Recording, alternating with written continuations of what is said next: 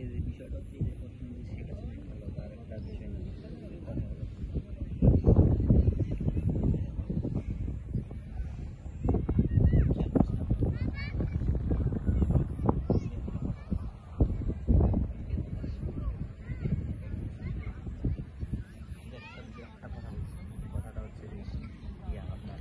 কি ও ভাই, আপনারা কি আলোচনা করতেছেন দুজনে? বসেন, আপনিও শেয়ার করতে পারেন আমাদের সঙ্গে আলোচনা। শুনি, বলেন তো। আমি ওনার সঙ্গে কথা বলছিলাম যে ও আজকে আপনি ভিডিও করছেন, তাহলে মানুষদেরকেও শুনে আমরা। আসসালামু আলাইকুম, আলহামদুলিল্লাহ, আসসালাতু ওয়াসসালামু আলা নাবিয়িনা মুহাম্মদ ওয়া আলা আলিহি ওয়া সাহবিহি আজমাইন, আম্মা বাদ। আল্লাহ তাআলা বলেন যে ইয়া আইয়ুহাল্লাযিনা আমানু তাকুল্লাহা ওয়া কুলু কাওলান সাদীদা, অর্থাৎ হে ঈমানদাররা, যে তোমরা যখন কথাবার্তা বলবা হয় সঠিক কথা বলো এবং আল্লাহকে ভয় করো। তো আসলে এই যে কথাবার্তা বলা, এটা একটা সেন্সিটিভ বিষয়। যেমন হচ্ছে আমরা যদি এই যে আমাদের পরবর্তী যে পালিয়ে গেল যে সরকার, এই বিষয়টাও নেই, যে বিষয়টা যে একটা কথা বলার জন্য শুধু একটা কথা বলছে, যে বিষয়টা কি এমন একটা শব্দ যে রাজাকার। এই শব্দটা বলার কারণে কিন্তু ছাত্ররা আসলে খেপে গেছে। তারপরে আসলে আমাদের এই আন্দোলন বা এরকম একটা হলো। তো আমরা যখন কথা বলার যে বিষয়ে যদি জানি যে রাসূল সাল্লাল্লাহু আলাইহি ওয়াসাল্লাম বলছেন যে মান কানা ইউমিনু বিল্লাহি ওয়াল ইয়াউমিল আখির ফালইয়াকুল খায়রান আও লিয়াসমুত, অর্থাৎ যে ব্যক্তি আল্লাহ তাআলার উপর বিশ্বাস করে এবং শেষ বিষয়ের উপর বিশ্বাস করে, সে যেন হয় ভালো কথা বলে নয়তো চুপ থাকে। আমরা যদি তিরমিজির একটা হাদিস দেখতে পারি, এর আগে হাদিসটি এটা বুখারীতে বর্ণিত, এবং আমরা যে প্রথমে যে আয়াতটা তিলাওয়াত করলাম সূরা আহজাবে, এবং তিরমিজির একটা হাদিস দেখতে পারি যে রাসূল সাল্লাল্লাহু আলাইহি ওয়াসাল্লাম বলছেন, মুয়াজ রাদিয়াল্লাহু তাআলা, একটা দীর্ঘ হাদিস, মুয়াজ রাদিয়াল্লাহু তাআলা আনহু রাসূল সাল্লাল্লাহু আলাইহি ওয়াসাল্লামের সঙ্গে একখানে যাচ্ছেন। তো উনি যেতে যেতে আলোচনা করছিলেন যে মানে আল্লাহ তাআলার কাছে পছন্দনীয় আমল কি, আল্লাহ তাআলা কি গ্রহণ করে বা কল্যাণ, এরকম কিছু নিয়ে। তো আল্লাহ তাআলা রাসূল সাল্লাল্লাহু আলাইহি ওয়াসাল্লাম বললেন যে তুমি আল্লাহর প্রতি ঈমান আনবা, আল্লাহর ইবাদত করবা, শিরক করবা না কখনো। তারপর আরো বিষয় যে সালাত কায়েম করবা, যাকাত প্রদান করা, রমাদানের রোজা, হজ পালন করা, এগুলো বিষয়ে আলোচনা করার পর রাসূল সাল্লাল্লাহু আলাইহি ওয়াসাল্লাম বললেন, এগুলোর সারমর্ম বিষয়ে আমি তোমাকে যদি বলতে যাই, বা রাসূল সাল্লাল্লাহু আলাইহি ওয়াসাল্লাম বললেন যে সারমর্ম বিষয় হচ্ছে তুমি তোমার মুখকে সংযত রাখো।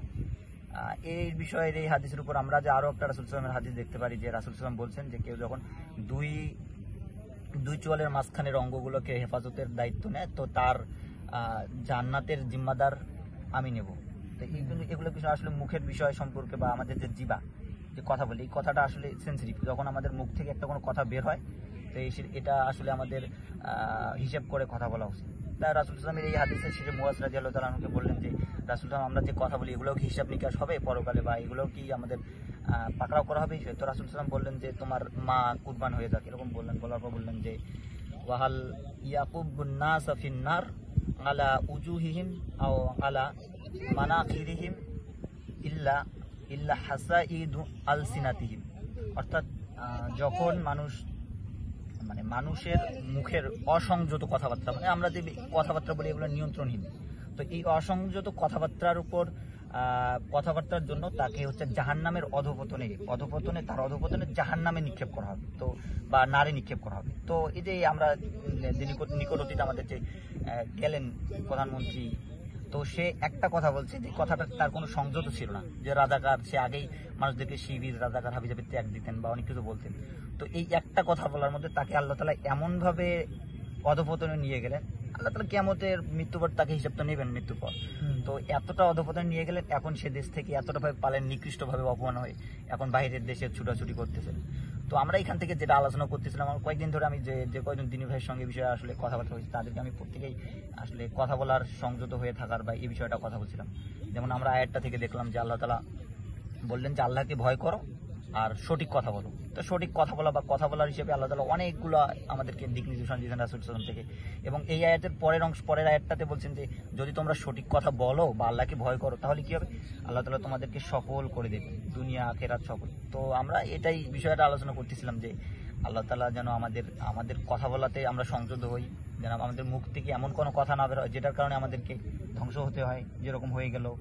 তো আমরা এই বিষয়টা আলোচনা করছিলাম যে আপনি শুনতেছেন এবং আপনি যে ভিডিও করতেছেন, যারা শুনবে ইনশাল্লাহ আল্লাহ তাআলা যেন তাদের সকলকে, প্রত্যেককেই এই বিষয়ে আসলে সংযত হওয়ার তৌফিক দান করেন। এই বিষয়ে আল্লাহ তাআলা আমাদেরকে কবুল করুন। আমরা চাচ্ছিলাম আমরাও সমাজে যাই। আসসালামু আলাইকুম।